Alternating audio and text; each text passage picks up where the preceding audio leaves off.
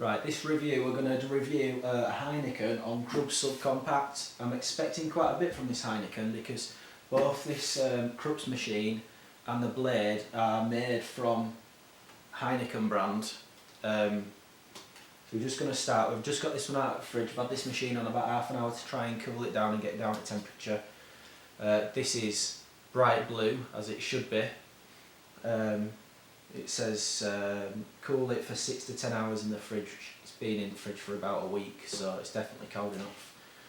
You just want to start by taking off this cover.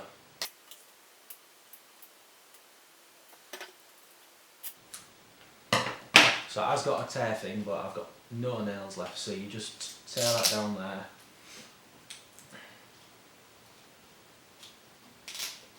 Peel off this lid.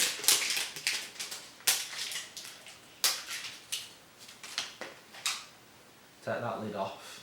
Inside there you've got a clean line, and then you just want to make sure that you push that line into here. So I'll stand up for this bit just so people can see it. Just make that a little tidier. So just pull this out, you can get rid of that black lid now.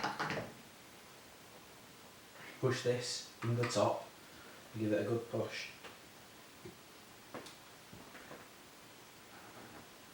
Then in here I've got my old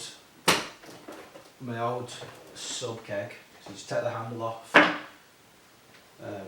You can push that back through, and then this should make a hissing noise.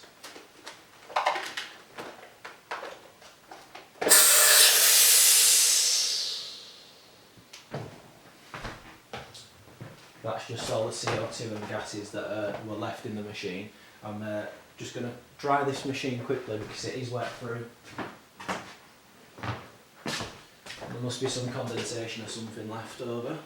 It's definitely not beer, it's definitely water, so sometimes it happens. And then just put this in. Like so.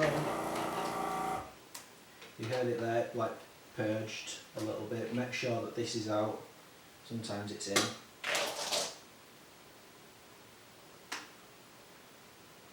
So what happened there is I just moved that that valve to check. I don't think we should have really done that. Handle back on.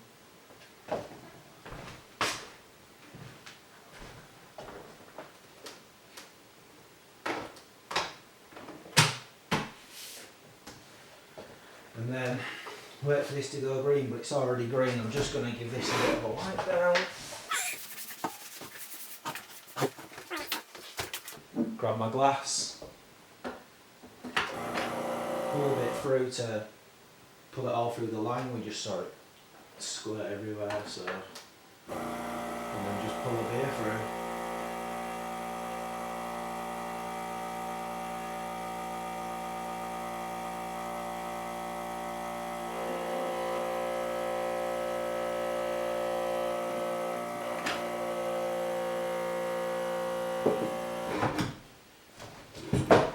Now the only glass I've got for this, which is relatively similar to a standard lager glass, is a Carling glass, but I have got that obvious problem that it doesn't quite fit underneath unless I take this drip tray away. But I've just printed this because the old drip tray were very hard to clean, but this is fixed in place, it's pinned underneath feet, so I just leave it there. I just use a smaller glass normally. So I've got a massive 3 and a bit finger head, white, loads of bubbles. It has got a widget in the bottom of this glass, so you should get loads of bubbles, but they're all clinging. I don't know how well it's showing, they're clinging to all this text that says Carling that's embossed. And the bubbles are following. In fact, you can hear the bubbles sizzling away.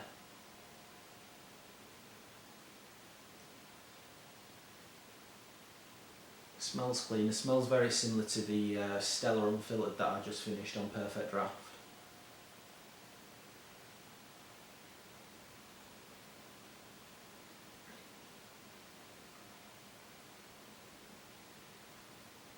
Tastes exactly just like a lager you'd buy in the pub. Exactly the same as what you would get in a pub. It's clean.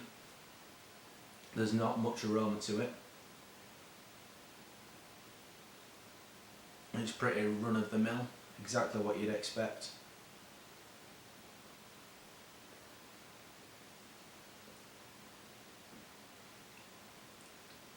Yeah, there's not an awful lot to say on this one. If you like lager from a pub, not out of a bottle that's skunky or any of that smell, there's none of that. It's just a clean, standard, simple lager. There's no complexity to it. Still loads of carbonation.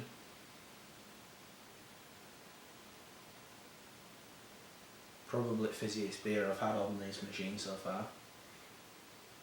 But yeah. Yeah, it's good. If you like lager, give it a go. If you like the video, give it a like, subscribe, and comment if you've had this one before or whatever you're drinking now. Cheers.